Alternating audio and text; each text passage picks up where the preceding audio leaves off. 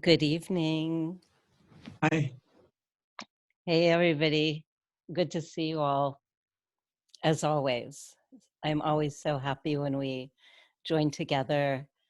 And tonight is a pretty exciting night. It is part 2 of Guru Yoga. And we have been meeting for many months. And this evening is the last part of our ninja practice. And after this, we will learn dedication and then have 2 sessions of Nundro review.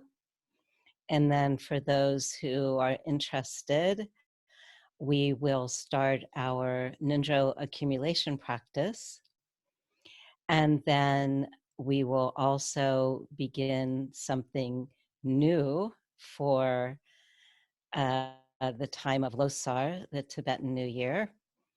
And we will complete Nundro, which sounds amazing because we've been practicing and meeting together for so long.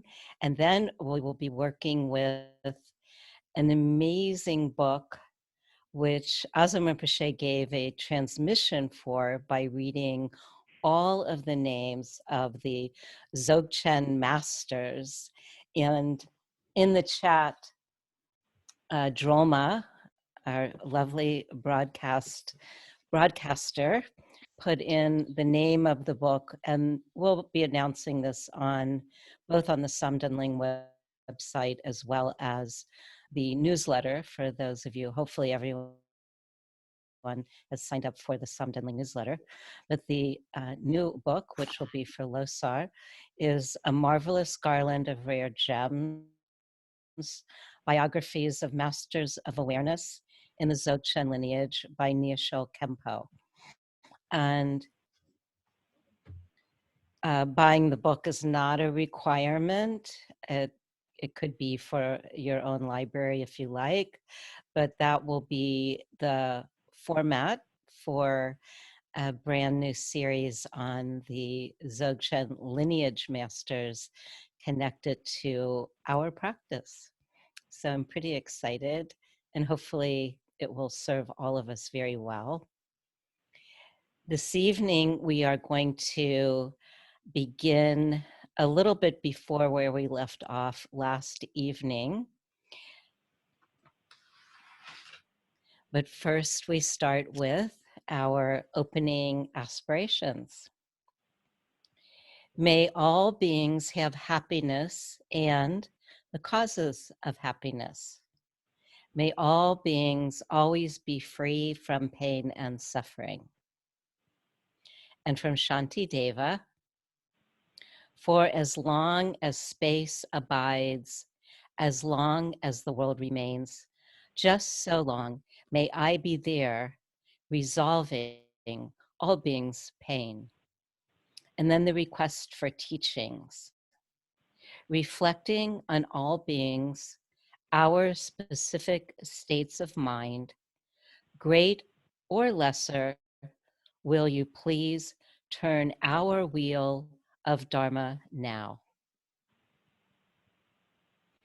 So this evening we'll review, we will be using the text Waves of Splendor, and we will begin with, on page 17, with the Guru Yoga, and then we will hear the transmission of the Guru Yoga that we did not hear last week. Last week we heard the first part of the Guru Yoga transmission of actually the Nundra transmission, and this evening we will hear the rest.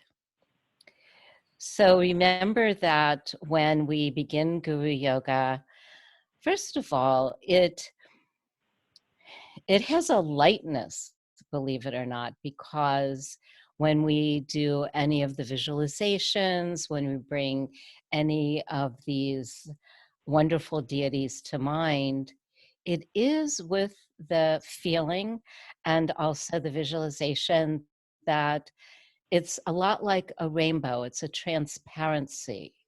So we're bringing to mind a transparency of a deity, which holds a very strong, wondrous energy.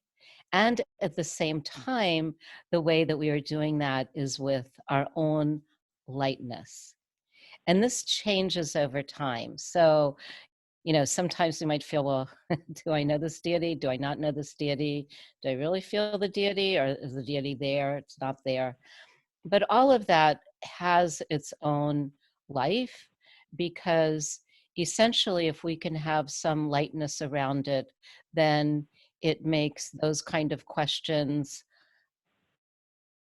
not so strong, because we are having the visualization of light. We are having the visualization of what the deeper meaning of this practice is. So I do know those kind of things happen.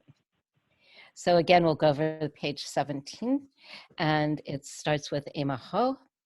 In my vision copper mount, I am Vajrayogini.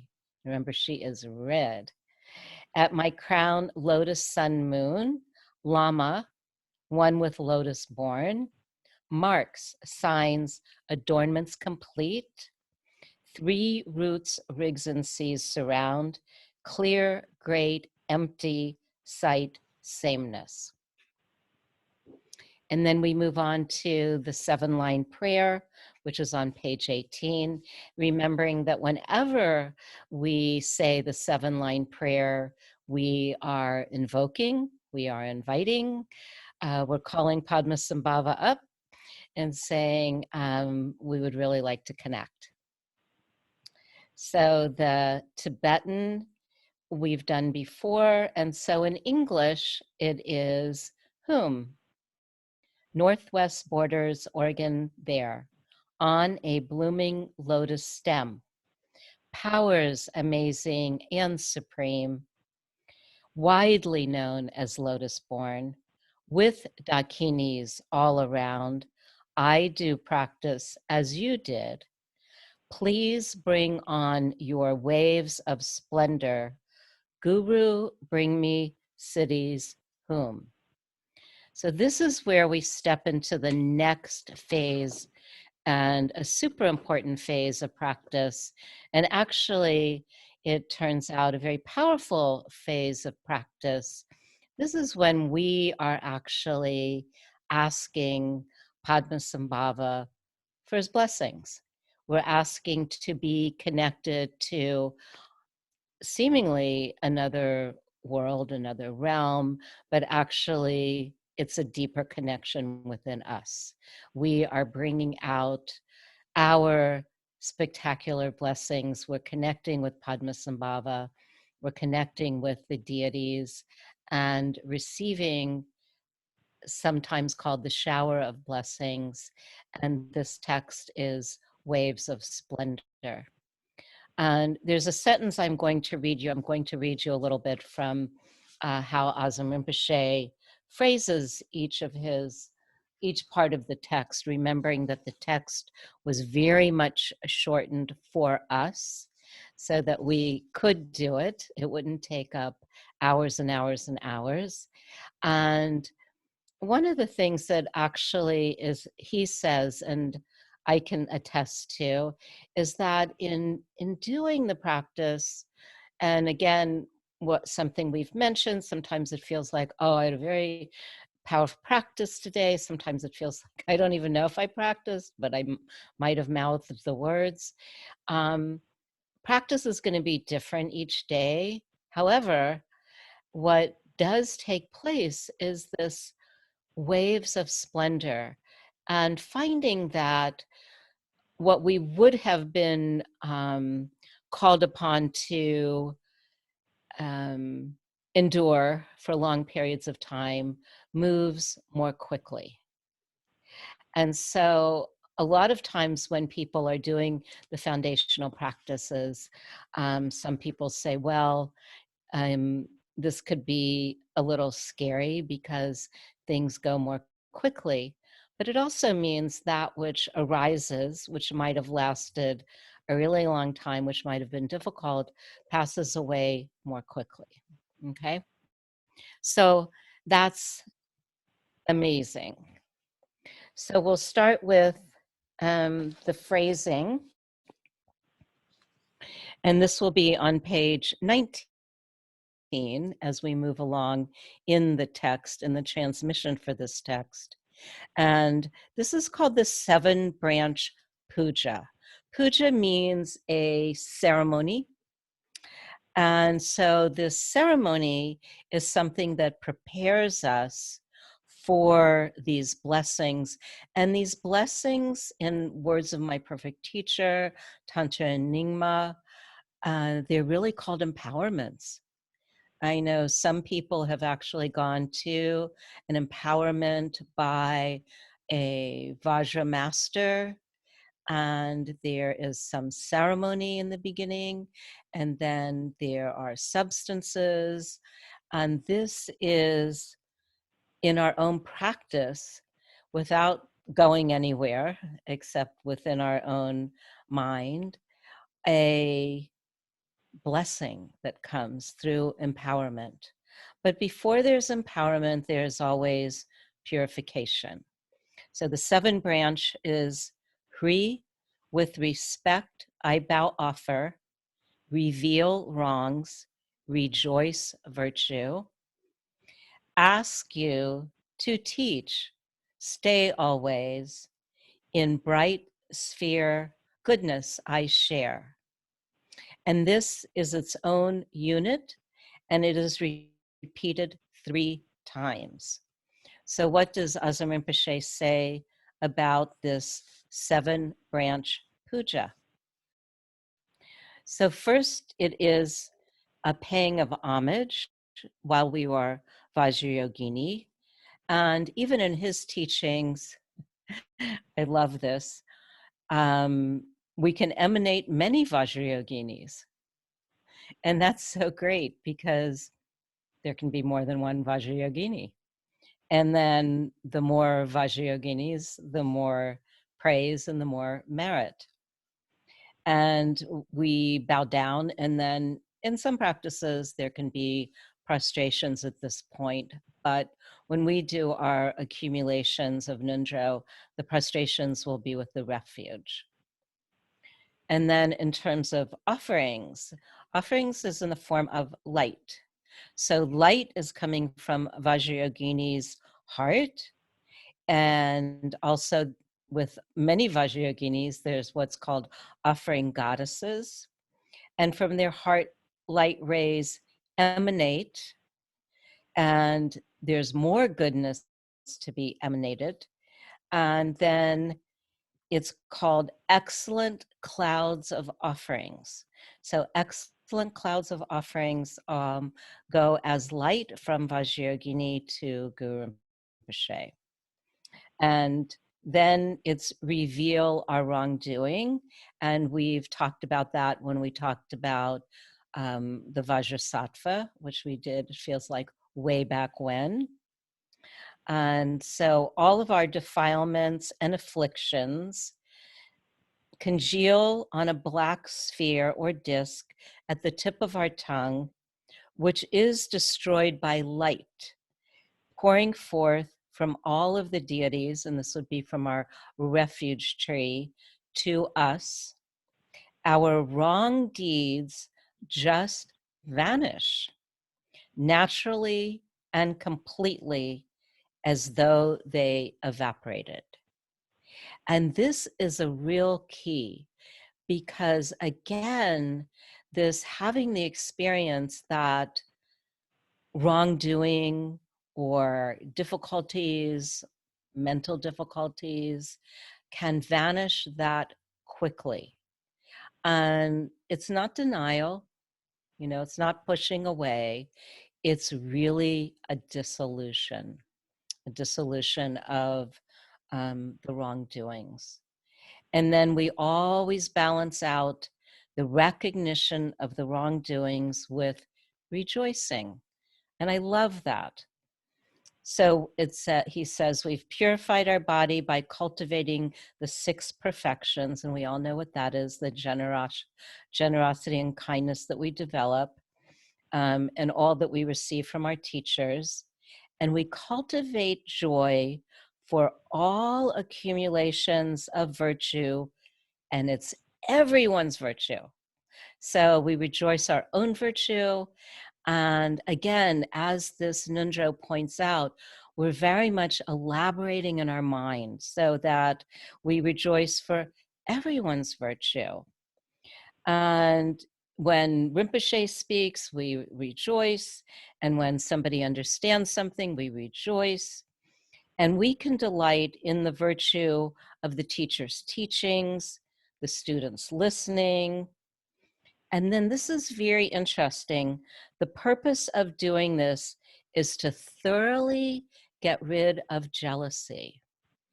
And jealousy is really quite interesting because a lot of times when we're first learning Dharma, you know, we learn about all the different mind states, and certainly jealousy is one of them.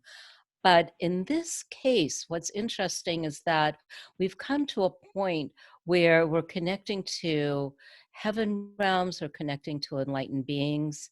And so jealousy is actually something that is pointed out actually in all of the different scriptures, that it's the God realms that have a somewhat, shall we say, a problem with jealousy, because they have so much, and then there can be jealousy.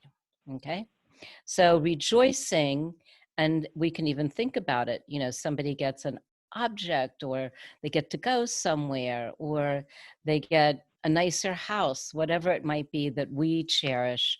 And if we can rejoice in that, then we are earning the merit of that level of happiness. So rejoicing is something to always remember.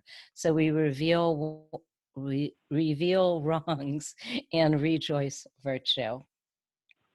Then there is the important request to turn the wheel of Dharma. This is very particular in Tibetan Buddhism, Tibetan Vajrayana Buddhism. And so in that request, it says that we emanate many bodies, and they go out to each and every one of the inconceivable numbers of Buddhas and Bodhisattvas. And we can actually even use our refuge tree for this. And innumerable Buddhas pour forth from their own being. And then when asking for teachings, it said, we hold a white conch in the left hand and a wheel of Dharma in the right hand. And offering these, we pray that they will turn the wheel of Dharma and teach throughout the world. And this too amasses merit. And it's said that many Buddhas meditate deeply and do not teach, but we ask them to teach. And of course, this is a reenactment of after Shakyamuni Buddha's enlightenment, where Shakyamuni Buddha thought he wouldn't teach. And then the Lord Brahma said if he could look again and see if there weren't some who were ready to hear the Dharma and had thin veils of ignorance. And so the Buddha did, Shakyamuni becoming the Buddha, did look and then did teach. So we are reenacting that as well. And then request to remain. And again, this is very common in Tibetan Buddhism. So we ask the Buddhas who might be headed toward nirvana to stay with us. And we ask beings to abide, who are abiding in peace, meditative stabilization, to teach. And then if we pray, then Buddha will not remain in nirvana as a result of our prayers. And again, it's stated this is very common in Tibet. So students beseech lamas to stay and teach. And some lamas bear in their heart minds who are in the Pure Land, but not here physically, they also will stay. So through this virtue, we develop meditative stabilization leading to realization. So this is all part of what's called the 7-branch puja. And again, puja meaning the ceremony, and it's the ceremony before the empowerments. And then we dedicate the merit. And it said that virtue becomes inextinguishable and inexhaustible when we dedicate the merit.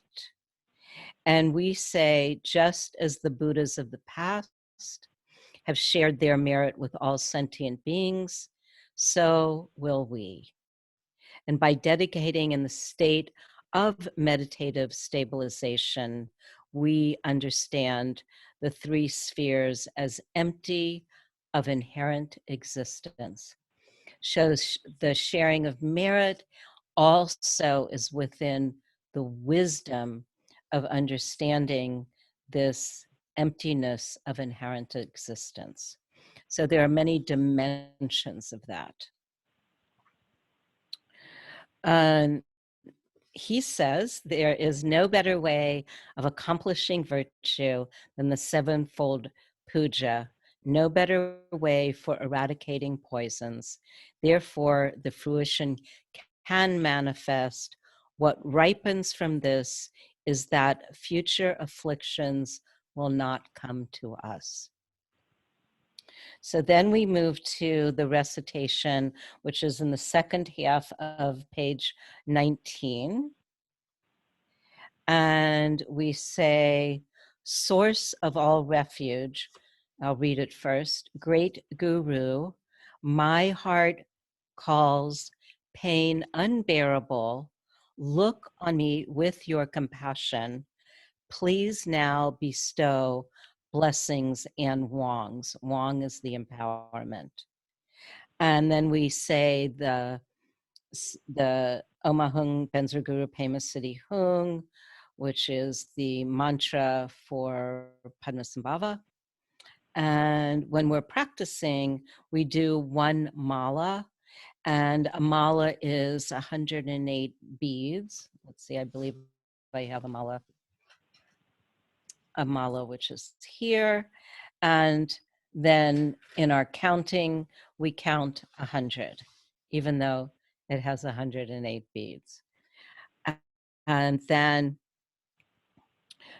we do this 3 times. So then once again, when we're finished with our mala of Omahung, Benzer Guru Pema Siddhi Hung, we again go back to source of all refuge, great Guru.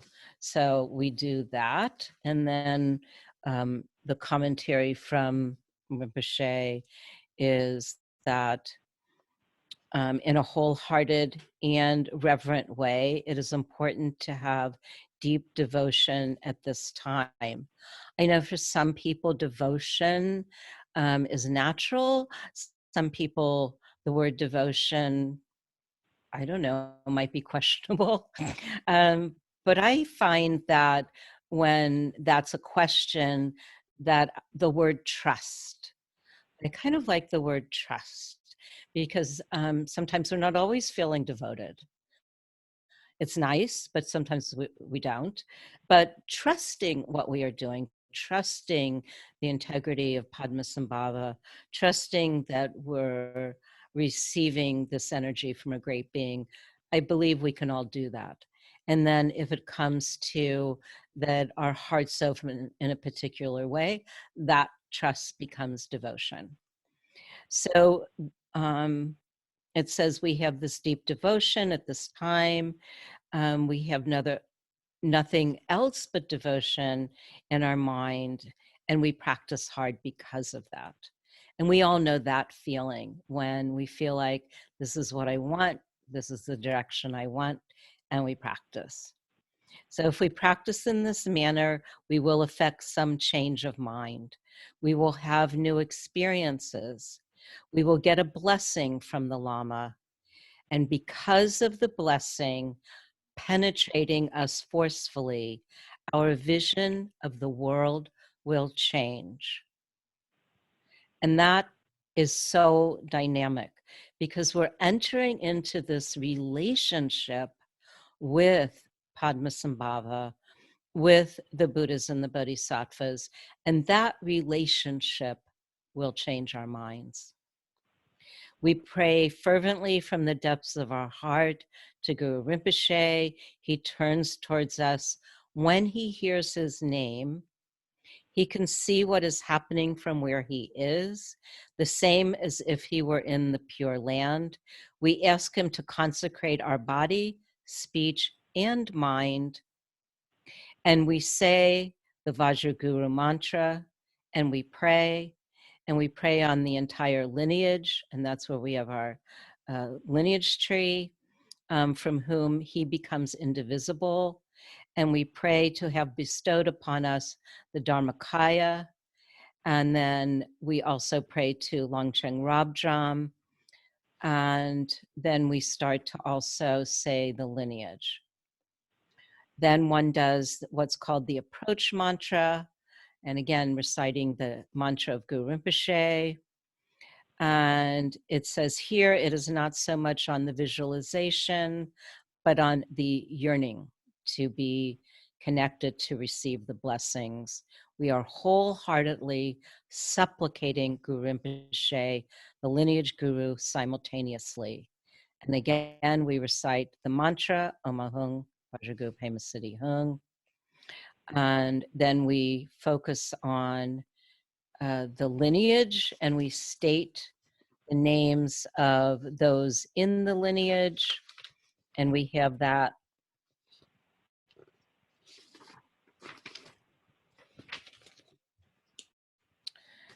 on page 20. We have prayers to the lineage lamas. And then we go to, and we're going to be talking much more about those when we do our new book. And then on page 21, after we've named all of the lineage lamas, we pray, may our needs both now be fulfilled. And now comes the empowerment. So from the letters at Lama's 3 centers, white, red, and blue rays rise, in turn, rise at once. So from Padmasambhava's 3rd eye to our crown chakra, from his throat center to our throat center, and from his heart center to our heart center, melts into my 3 centers in turn, melt at once, body, speech, and mind, failed pledges cleansed, blessings come, 4 wongs, the empowerments gained, 4 veils of ignorance gone, 4 rigzen, those are wisdom seeds, are planted, the 4 Buddhakaya states are placed within me, and then another mala of Amahung, Benzer Guru, Pema Siddhi Hung. And we do, again, the mala of that. And then Lama melts into light, which dissolves in me, great, uncontrived spontaneity. And then it all dissolves into ah, ah, ah. And we rest in that awareness. And then we go into the close lineage prayer and the sharing of merit. So now we are going to hear Azam Rinpoche begin. And he is going to begin back on page. We might hear a little bit of the 7-line prayer, but we're going to hear what we haven't heard before, which will be on page 19. Okay.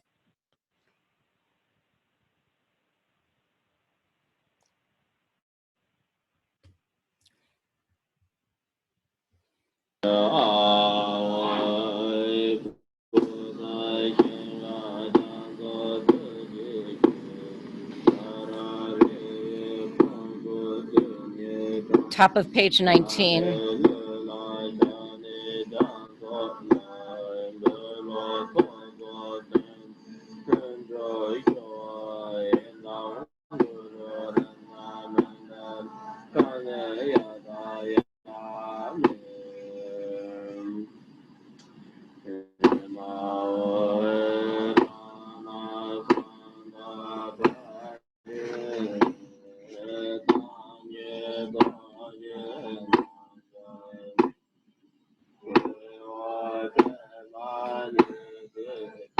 Sorry, it went back to page 17.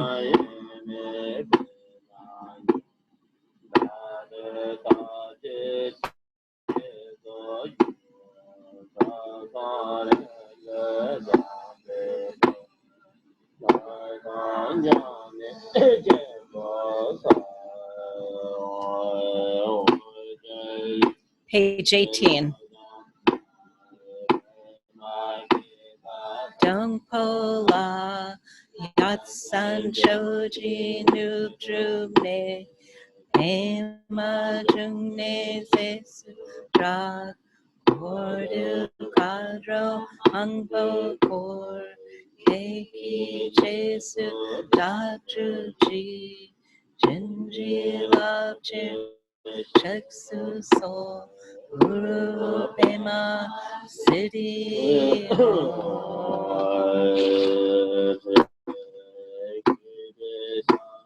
page 19. Ilaje rirang joko korne taten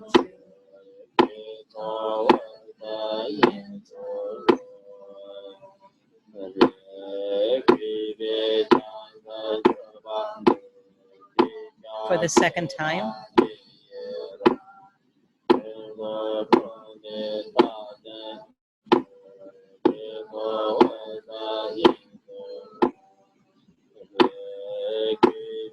For the third time.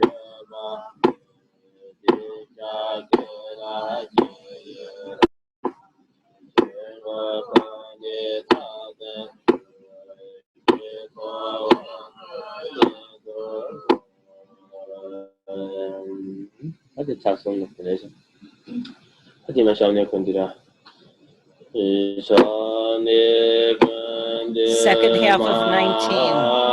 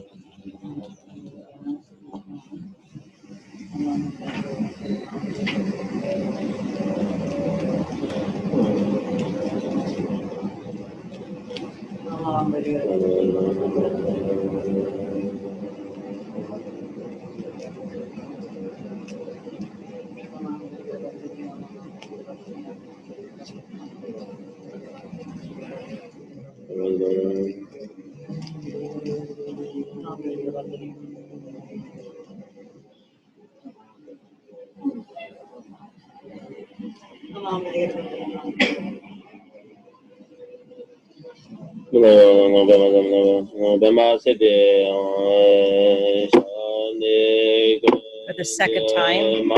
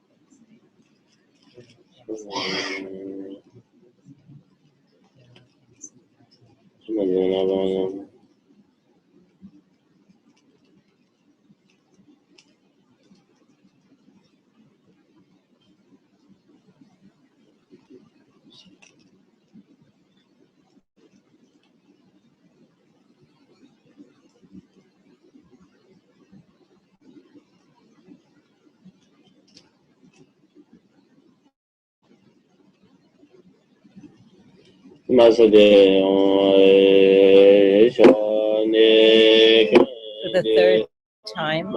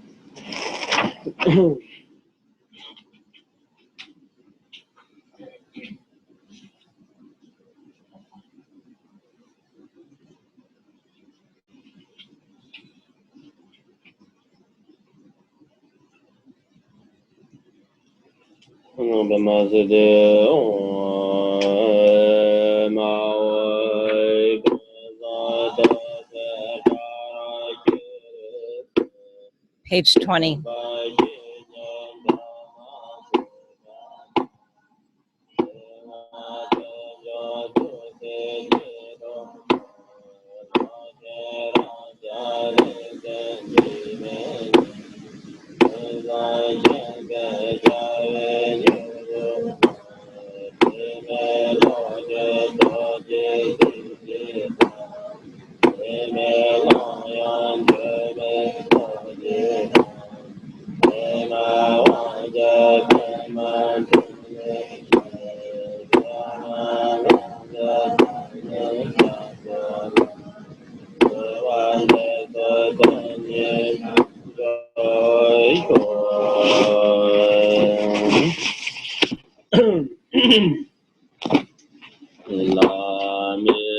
Page 21.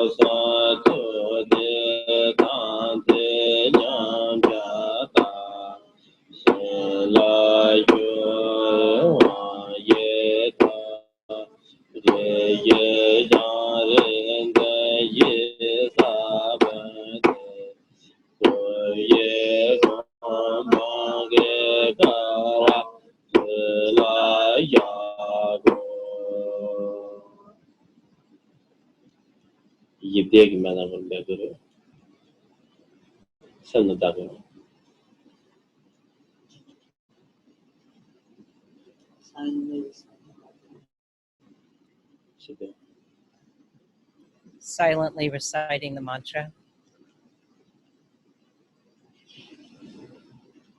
At the bottom of 21. Lama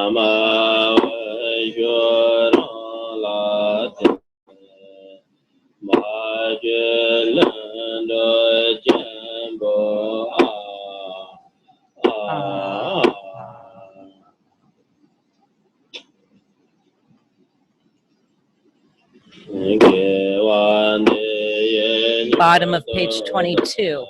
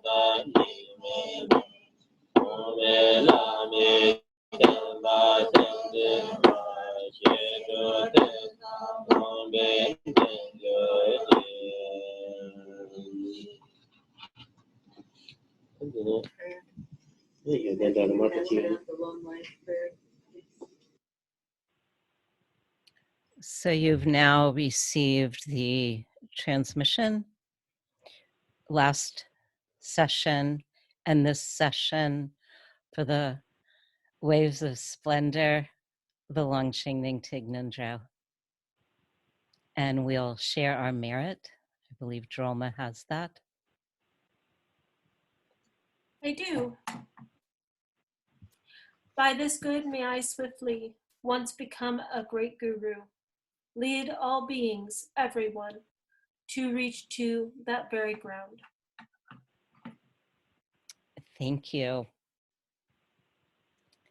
And so now we will begin our questions and answers. Thank you so much. This has been an amazing journey over many, many months of our learning of the Longqing Ning Tignan Zhao. So now we'll